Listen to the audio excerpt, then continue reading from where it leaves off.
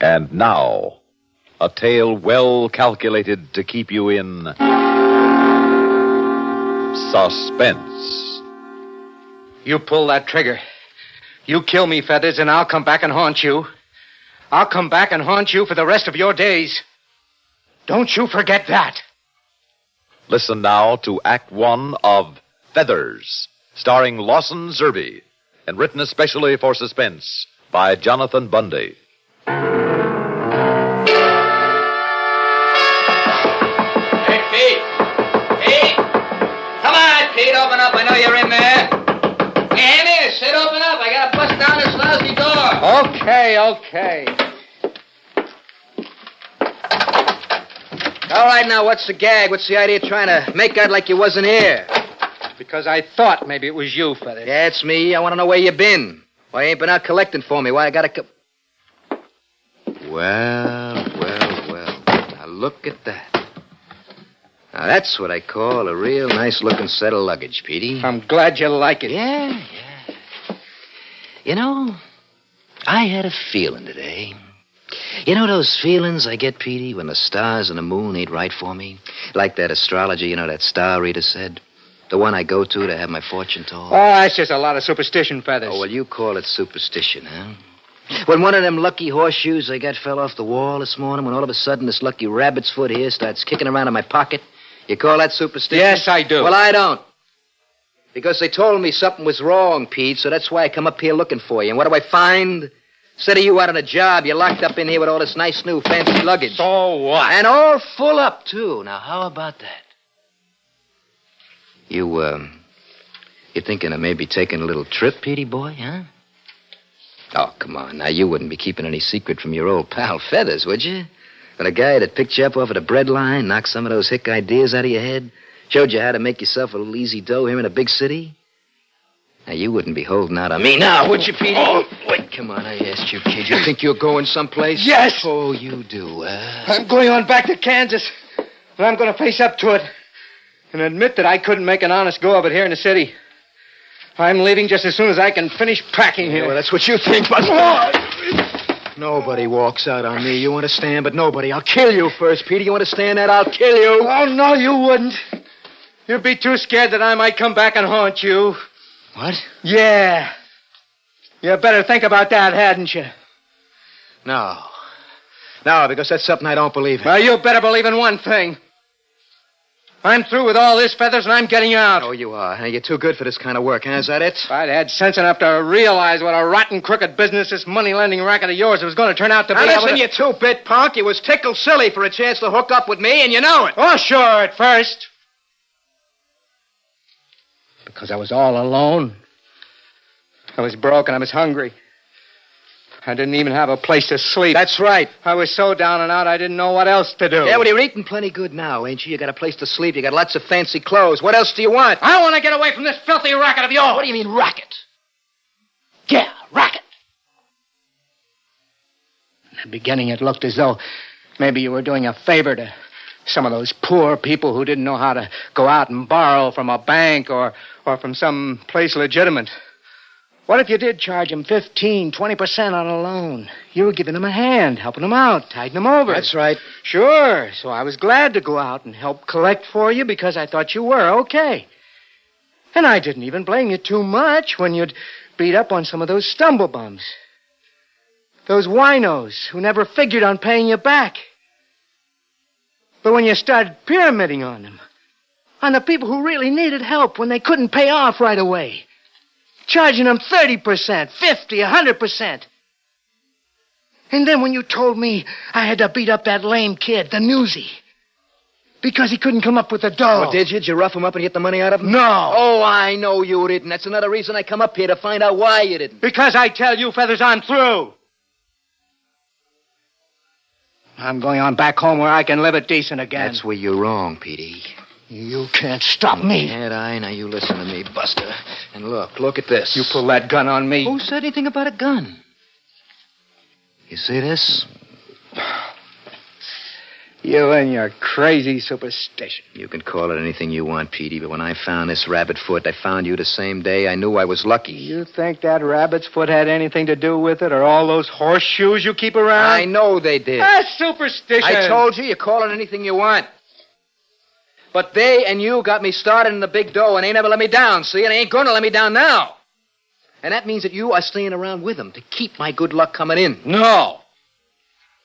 Now get out of here so I can finish packing up and leave. Now, wait a minute. Back to Kansas, huh? Yes, or maybe of course. down to the DA's office, Wow, huh? Because wait you've a got minute. wind that he's investigating this racket all over town. You heard about No, that? no, That's it, no, huh? no. That's it. So maybe you thought that you'd get out by turning stoolie, huh? No, I never even thought of it. No, but now you're thinking about it, ain't you? Oh, yeah, I can tell just by looking at that silly map of yours. Oh, you're crazy. I'm getting out of here, and it's all right now. So if you'll just... What? You better put down those bags, Petey. Put away the gun, Feathers. Get out of my way. You hear me, Buster? You're staying right here. Feathers, you pull that trigger. You think I wouldn't?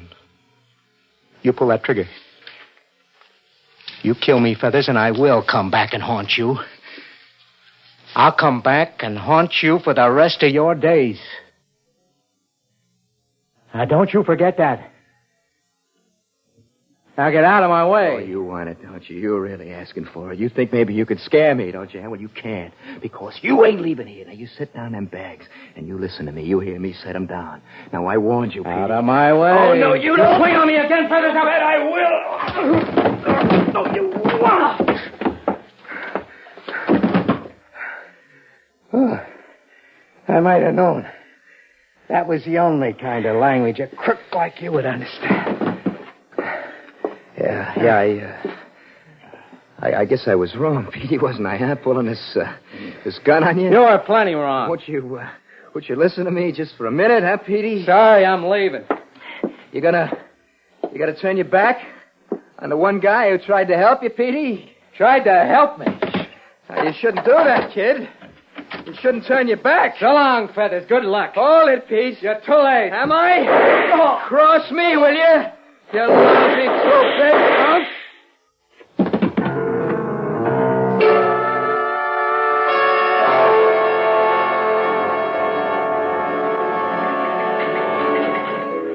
So, figure it out, Gilroy. Either we pin this murder on Feathers Grogan, or the press and radio and all the civic groups start tearing into us again. And you know what that means. There'll be a shake-up in this police department we'll never live down.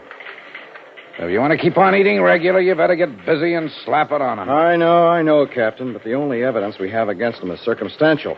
If it wasn't for that usury charge, we wouldn't be able to hold them at all. Yeah, and the way these soft-hearted juries have been behaving lately, we'll be lucky if they don't let them off on probation. No, Gilroy. Somehow we gotta pin this murder on him and once and for all put him where he belongs. But how, sir? And the only one who actually saw the murder happens to be very, very dead. Yeah. Too bad this isn't the old days when you could beat the truth out of a punk like that. Well, now, you're not suggesting, are you, Captain? No, I'm not suggesting. Just keep on it, Gilroy, and keep me posted. Yes, sir. Oh, Captain, Yeah? if you should happen to get any ideas... Don't worry, I'll pass them on to you. Yes, sir. I'm sorry, mister. Sorry. Quite all right. Captain Nichols? Nichols here. Right over there at his desk. Thank you. Yeah. Well, okay, put them on. Well, good morning, Commissioner. How are you this morning? Yeah. Oh, well, we're making progress, sir, and we... Well, no, we haven't, but I've assigned Lieutenant Gilroy to the case, and I'm sure... Oh, yes, sir, of course I am. Yes, sir. But until some tangible evidence, Yes, sir. Yes, sir. Yeah, I know, sir. Yes, sir. Yes, sir. Yeah. Well, young man. Captain Nichols? Look, I'm afraid I'm pretty busy right now, so if it's something that can... Good Lord. Weldon! Yes, sir. Peter Weldon, but you can't be. I saw you lying there in the morgue myself. I even ordered your burial. You're dead. Oh, no, Captain. my brother. And we have half of this department out trying to... What was that? It was my brother you saw. Your brother? Yes, sir. Peter. The one who was murdered. Oh, brother. Oh. Yes, sir. My name is Richard. Richard Weldon. Yeah, I said, well, you sure gave me a shock, Mr. Weldon. I'm sorry. Oh, that's all right, But so help me, when I turned away from this phone and I saw you standing here, I... So you're, Peter Weldon's twin, huh? No, sir. Peter was a year and a half younger, sir, but I guess we've always pretty closely resembled each other since we've grown up, I mean. Resembled? It's uncanny. Well, I suppose you've come to see me in regard to Peter's death. Sit down, please. Thank you. Yes, I read about it in the papers out in Chicago. That's where I live. Well, we didn't know of any relatives, Mr. Weldon, or of course we'd have notified you. Have you been able to find the man who killed my brother? Well, let's say we're working on it. Well, perhaps I can be of some help to you. Oh? Well, just how much do you know about the case? Well, only what I read in the papers, sir, but then I got some letters from Peter recently. Yeah? Yes, you see, after leaving the old farm out in Kansas after our parents died, Peter and I went to Chicago, where I live now. Yeah? You see, Peter had never finished his education, Captain, so he had a kind of rough time of it. I mean, one job after another and never really getting anywhere, so... Well, finally, about a year ago, he thought he'd try his luck here in this city. I see. Well, I didn't hear from him then until about, 3 months ago, when he wrote to me that he'd gone into partnership with a man by the name of Feathers Grogan. Feathers? Go on, Mr. Weldon. Well, Peter had told me very little about the sort of work they were engaged in, but, it wasn't very reassuring to find out they were in the money-lending business. Business, Mr. Weldon. It was a racket, usury of the worst kind. I suspected as much, sir. Well, anyhow, in a letter I received just a few days ago, Peter said he had found Grogan to be a crook. And so he was planning to leave him, go on back to Kansas. Before I could write to congratulate him on his decision, suggest he try again in Chicago where I could possibly help him, I read of his death. His murder. Yeah. And, have you reached the same conclusion we have, that Feathers Grogan killed your brother? Yes, sir. And I take it you know all about this man, Feathers. Yeah, we sure do. He's cooling his heels downstairs in the lockup. Then you have the evidence necessary to convict him? Oh, no, Mr. Weldon. Instead of a murder charge, he's only being held in connection with the DA's investigation of the money-lending racket. The only evidence we have that he killed your brother is purely circumstantial. You see, Peter apparently had packed his bags and was getting ready to walk out on Grogan when Grogan intercepted him. Argued with him, and they had a fight. During that fight, Peter must have struck Feathers in the face. He still bears an identifiable mark from that old ring your brother wore. Yes? Well, what's more, immediately after that, a series of shots was heard. And a man answering Feathers' general description was seen leaving the place out through a back alley. You need more than that, Captain? Wait, Mr. Weldon. Victims of their racket have testified one after another. And there was obvious friction between them. And there's other evidence, lots of it, and it's all good. Except for one thing. What's it? Feathers Grogan has trumped up, or rather bought himself, an alibi that, try as we may, we simply can't break. We know it's a phony, we're sure of it, but there's no way that we can prove that. I see. So we're at a standstill. At least you have him locked up, though. And what'll happen? He'll pay a little fine, perhaps even get a short prison term for his loan shark practices, but so far as your brother's murder is concerned, he's going to get... Wait a minute. Yeah? Wait. Yes, sir, yes. Superstitious. What? Feathers, terribly superstitious. He literally begged to have his rabbit's foot left with him. Yeah. And he almost cried when he accidentally broke the little mirror that he shaves with there in his cell. Look, Weldon, I got an idea. Yes, Captain. This almost unbelievable resemblance. And I know it sounds fantastic, but It just might work. Yeah, well, what is it, sir? Look, I'm going to have him transferred right away. There's one cell down there that's completely isolated from the rest. And that's where I'll have him put, because in that particular cell, he can be watched without us knowing it. Watched and listened to.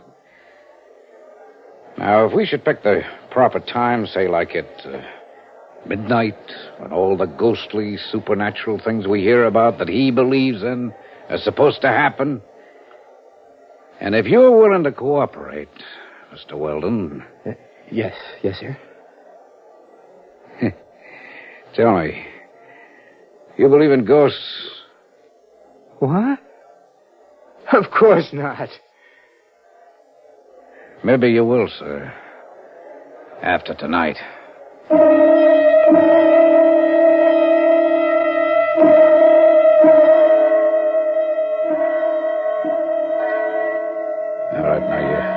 You have enough light in here, Brady, so we can get everything Grogan says down shorehand? Yes, sir, Captain. Plenty of light. Gilroy? Tape recorder's all set, Captain. I only hope that when he wakes up, Grogan doesn't hear it. Get suspicious. Well, all the noise we've made so far hasn't even disturbed his slumbers. I think we'll be okay. What's holding up Mr. Weldon? He called me from his hotel and said he'd be here at the stroke of midnight. It's now all...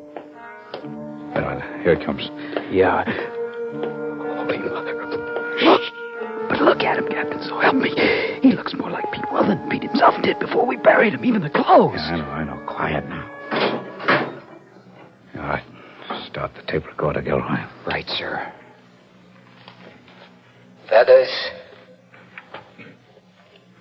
Feathers Grogan. Wake up, Feathers. Yeah, what? I said wake up, Feathers. Wake up. Oh, why don't you leave me alone, huh? Will you leave me alone? Wake up. Getting it, Brady. Right, sir. Wake up and look at me, Feathers. I said look at me. I said, why don't you guys in this dumpling... Pete Weldon. That's right. I said I'd come back, didn't I? No, get out of here. Go away and leave me alone. You're a ghost. Never, Feathers. Never will I leave you alone. Listen. You gotta listen to me, please. It's no use, Grogan. I'll haunt you to the end of your days. No. Everywhere you look, you'll see me. Do you understand? Forever. Unless you tell them what you did to me. Tell them? Yes. Unless you tell them. Confess. But I can't. I tell the cops how I killed you, they'll burn me for it. That's right. Burn you. Justice. Pete, I didn't mean to kill you. Honest, I didn't. I only wanted to scare you, Pete. I was afraid you were going to squeal to the DA so you could clear yourself when they caught up with me the way they done. No, Feathers. Honest, Pete, I only meant to scare you. You gotta believe me, see? No, Feathers, that's a lie, and you know it. Because you didn't know I was planning to walk out on you. You went to my room for another reason. To kill me. So there'd be no more split of the profits. Well, didn't you? Hadn't thought of that. Answer me. Could be, Captain. Isn't that the way it really was? Oh. Feathers? How did you know that? In my present form, I know many things. Confess, Feathers, confess. All right. That's the way I done it. That's why I killed you. So now will you leave me alone? I told you, stop haunting me this way. Will you leave me alone? Get it out of here! Somebody help! Get this thing out of here before... Looks to me like he's passed out, Captain. Yeah, right, Captain. Okay. You boys have it all down? Yes, sir. Sure have. Yeah, me too. All right, then come along back to my office so you can transcribe your notes, Brady, and we can thank Mr. Weldon for his pretty astonishing impersonation. Boy, he sure did the trick.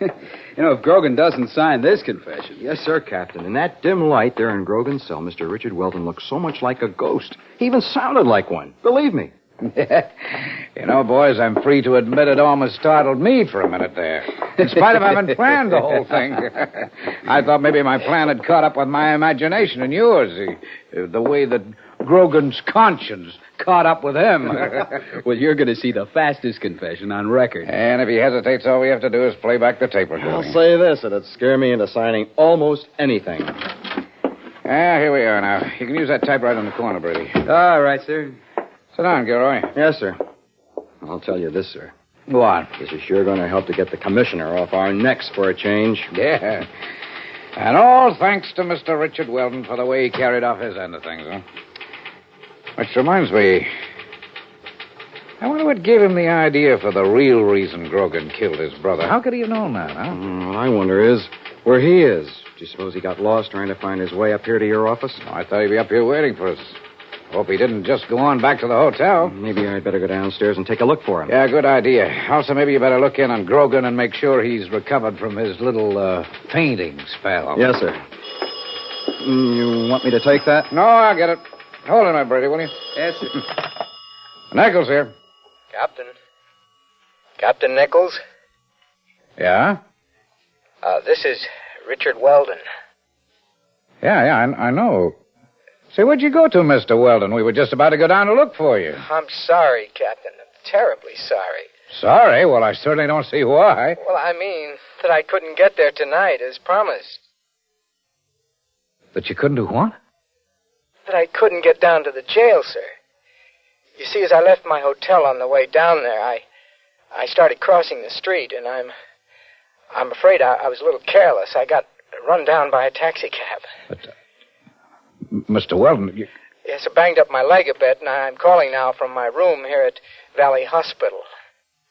Valley Hospital? Yes, sir. Oh, I see. But I'm in good hands, sir. They've taken x-rays, and I'm sure it's nothing at all serious. So, if it's all right with you, Captain, we can do the ghost act for Grogan, say, tomorrow night. Captain? Why, that won't be necessary, Richard. What, sir? Not necessary? No. You see, someone else did the job for us. Oh, now, really? You must be joking. Who could possibly have done a job like that? Your brother, Peter.